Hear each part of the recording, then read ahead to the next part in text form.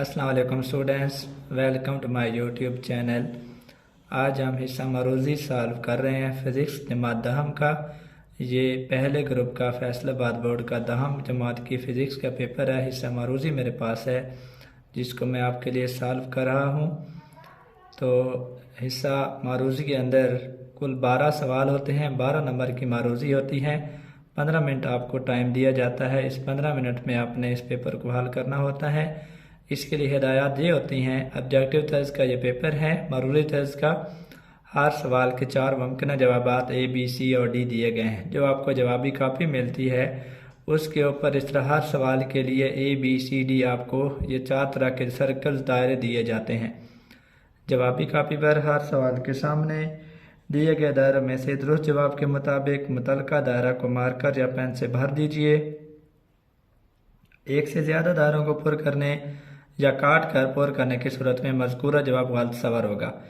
आपने जो जवाब दुरुस्त लगता है हर सवाल का A, B, C और D ऑप्शन में से, क्योंकि दायरे बने हुए होते हैं तो आपने दायरों को मार्कर या पेन से भरना है।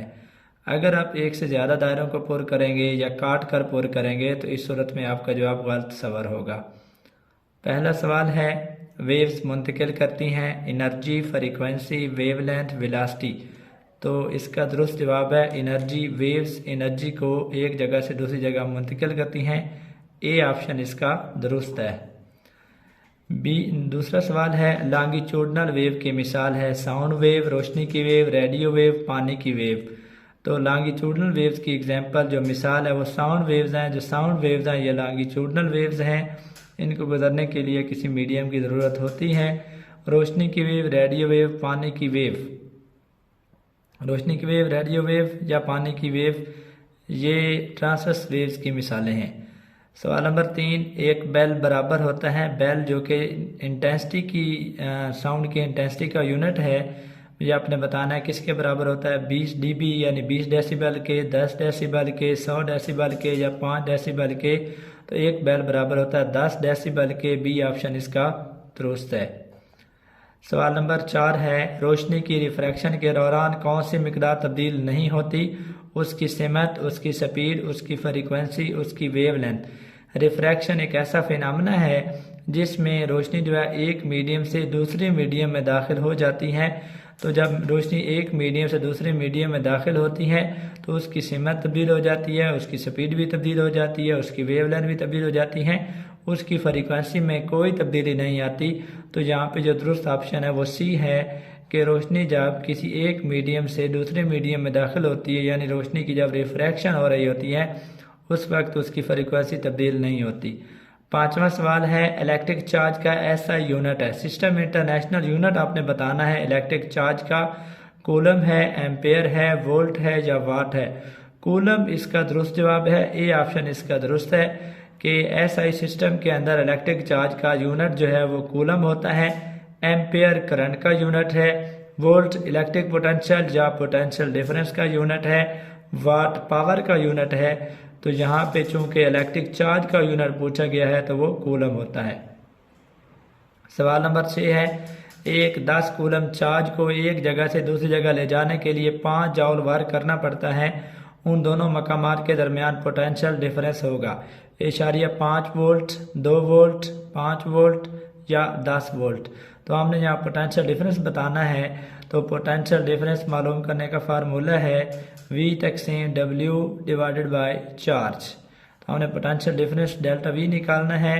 तो यहाँ पे देखें 5 जॉल वर्क करना पड़ता है। 5 तकसीम चार्ज की मिकदार 10 है, 5 तकसीम 10 तो ये इशारिया 5 तकसीम 10 इशारिया 5 वोल्ट बनता है। तो इसका ऑप्शन ए दुरुस्त है। 7वां सवाल है, सीरीज तरीके से जोड़े गए दो एक जैसे रजिस्टर्स की रजिस्टेंसेस का मजमुआ 8 ओम है। पैरेलल तरीके से जोड़ने से उनकी रजिस्टेंस का मजमुआ क्या होगा। 2 बल्ब हैं, एक जैसे रजिस्टर्स हैं जिन सीरीज तरीके से उन्हें जोड़ा गया है और उनकी रजिस्टेंस का मजमुआ 8 ओम है। अगर उन्हीं रजिस्टर्स को पैरेलल तरीके से जोड़ा जाए तो उनकी रजिस्टेंस का मजमुआ क्या होगा। तो इसको हम सॉल्व करते हैं कि जब 2 रजिस्टर पैरेलल तरीके से लगाए जाते हैं उनकी जो मसावी रजिस्टेंस होती है वो बराबर होती है R1 प्लस R2। दोनों की रजिस्टेंस को ऐड कर लेते हैं आर ई जो है वो 8 है, R1 चूँकि दोनों इक्वल हैं तो R प्लस R दोनों को मैं R के बराबर कर लेता हूँ, तो ये 2R आ जाएगा तकसीम 8। तो यहाँ से अगर मैं R निकालूँ 2 इधर आके तकसीम हो जाएगा, 8 तकसीम 2 4 ओहम। तो हर एक रजिस्टर की जो रेजिस्टेंस है वो 4 ओहम आएगी। अब ये तो था ना सीरीज जोड़, उसने बताया कि सीरीज से जोड़ा गया है। अब अगर हम इन्हीं को पैरेलल तरीके से जोड़ें तो मैं इनकी जो मजमूई रेजिस्टेंस है वो हम मालूम करते हैं। पैरेलल जोड़ के लिए हमें पता है फार्मूला होता है 1/RE equal to 1/R1 plus 1/R2। तो 1/R1 भी 4 है क्योंकि इक्वल है, R2 भी 4 है, 1/4 प्लस 1/4, तो ये 1/RE बनेगा। एलसीएम इनका 4 आएगा, 1 प्लस 1 2/4। तो इसका रेसिप्रोकल लेंगे हमें, चूँकि इक्विवेलेंट रेजिस्टेंस चाहिए, तो ये 4 डिवाइडेड बाई 2 हो जाएगा। 2 को 4 पे डिवाइड करें तो 2 ओहम आएगा। तो इसका जो दुरुस्त ऑप्शन है वो 2 ओहम है। ए ऑप्शन दुरुस्त है कि अगर सीरीज तरीके से जोड़े गए तो एक जैसे रेजिस्टेंस की रेजिस्टेंस का मजमू 8 ओहम हो, तो जब हम उनको पैरेलल तरीके से जोड़ेंगे तो उनकी रेजिस्टेंस 2 ओहम होगी। 8वां सवाल है मैग्नेटिक पोल्स के मुतालिक कौन सा बयान दुरुस्त है। मुखालिफ पोल दफा करते हैं, एक जैसे पोल्स कशिश करते हैं। मैग्नेटिक पोल्स एक दूसरे को पर असरअंदाज नहीं होते। अकेला मैग्नेटिक पोल अपना वजूद बरकरार नहीं रख सकता।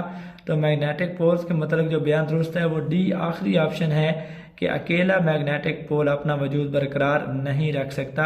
ये वाला बयान दुरुस्त है मैग्नेटिक पोल्स के दरमियान के अकेला मैग्नेटिक पोल नहीं रह सकता। अगर आप एक मैग्नेट को काट भी दें तो हर एक हिस्सा जो है अपना नॉर्थ, जो साउथ वाला हिस्सा होगा वो अपना नॉर्थ क्रिएट कर लेगा, जो नॉर्थ वाला होगा वो साउथ क्रिएट कर लेगा। आज़ाद अकेला मैग्नेटिक पोल नहीं रह सकता।